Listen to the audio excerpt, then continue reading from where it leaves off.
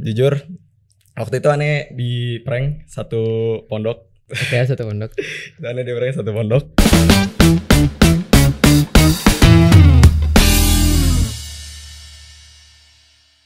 Ya, assalamualaikum warahmatullahi wabarakatuh. Jadi selamat datang di podcast Sekolah Impian.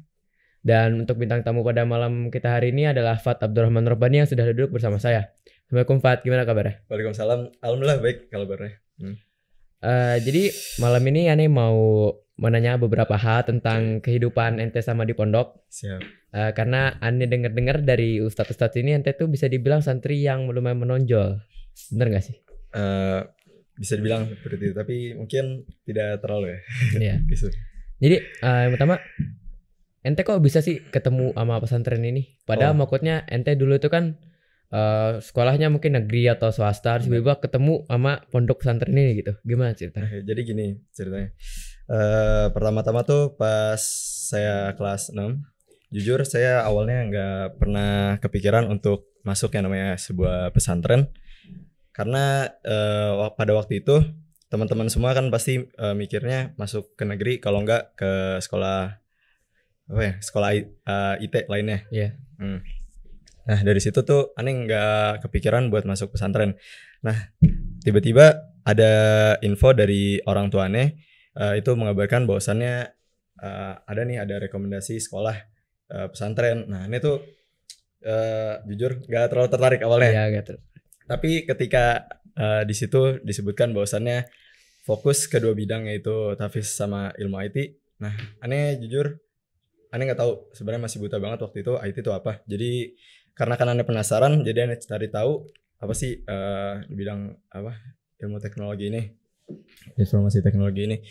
Oh, yang aneh lihat-lihat Jawa bisa jadi programmer gitu-gitu. Oh, iya. Dan di kafe banyak lah pokoknya. Dan dari situ aneh mulai tertarik dan aneh putuskan bahwasannya aneh lanjut SMP di sekolah ini, seperti itu. Tapi sekarang lu ente SMA kan? Iya, udah SMA. SMA. Berarti udah berapa tahun di sini? Udah 4 tahun alhamdulillah. 4 tahun dari SMP. Yes. Betah alhamdulillah. Nggak ada niatan keluar gitu? Sempet sih, tapi karena aneh tetap berpegang teguh dari tujuan sekolah ini kan fokus di dunia dan di akhirat. Itu dia mengapa aneh tetap masih ingin sekolah di sini dan melanjutkan sampai lulus. Oke. Insyaallah. Terus ente bilang tadi tuh masuk sini karena penasaran kan? Yes. Berarti penasaran tapi bertahan sampai 4 tahun. Yes. Oke, keren. Terus apa yang membuat ente tuh lebih memilih pesantren nih? Padahal ya ente tahu pesantren yang ada IT kan gak cuma pesantren ini ya, ada mungkin pesantren-pesantren lain. Benar. Nah itu kenapa lebih milih pesantren ini?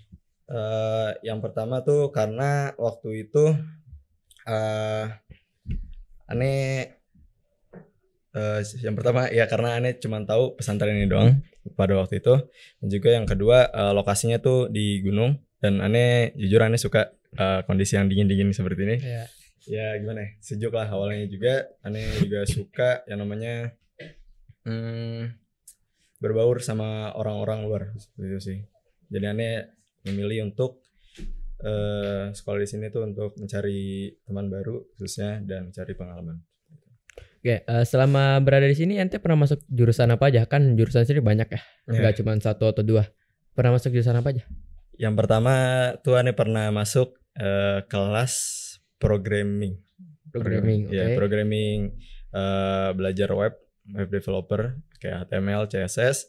Yang kedua aneh masuk itu di tahun kedua aneh masuk ke kelas Ionic. Itu belajar aplikasi, membuat aplikasi. Yang ketiga aneh masuk kelas sama aplikasi juga tapi berbahasa Java. Oke, Java. Setelahnya juga aneh masuk ke kelas IoT. IoT itu apa? IoT itu Internet of Things. Ya pokoknya kita belajar, intinya belajar membuat suatu perangkat yang bisa terhubung dengan internet. Seperti robotik gitu. Yes, semacam itu. Okay. Berarti ente udah pernah masuk 4 jurusan dan semuanya programming. Yes. Nggak enak gitu kan, orang-orang kayak cuman di programming berapa bulan atau cuman setahun mungkin satu semester dia udah enak gitu. Ente nggak enak. kalau dikata enek mungkin ada perasaan itu, namun ya dari situ, dari kenangan itu aneh mulai untuk belajar ke ilmu yang lain, yaitu ilmu desain komunikasi visual seperti itu. Jadi sekarang aneh lagi fokus belajar ke bidang desain, biasanya main Adobe Illustrator, terus main Figma untuk mendesain aplikasi, kalau nggak web, seperti itu sih.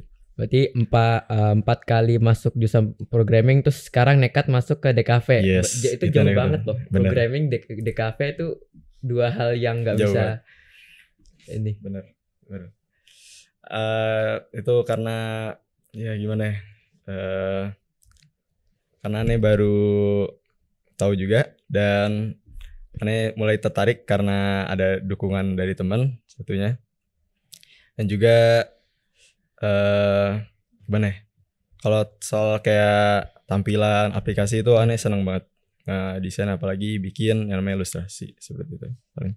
Oke, tapi ente bisa ngikutin tuh semua pelajaran itu yang pernah ente ikutin. Alhamdulillah aneh bisa ikutin. Bisa ya, keren kan. Nggak banyak loh orang yang bisa dia programming masuk, DKV juga masuk, tuh dikit banget orang kayak gitu loh. Ya, alhamdulillah. Oke, momen apa yang paling berkesan selama ada di pondok ini? Momen yang paling berkesan itu dulu. Kayaknya nggak dulu banget deh. Tahun kemarin. Okay. Itu pas aneh ulang tahun. Pas aneh ulang tahun itu momen yang paling aneh nggak pernah lupakan.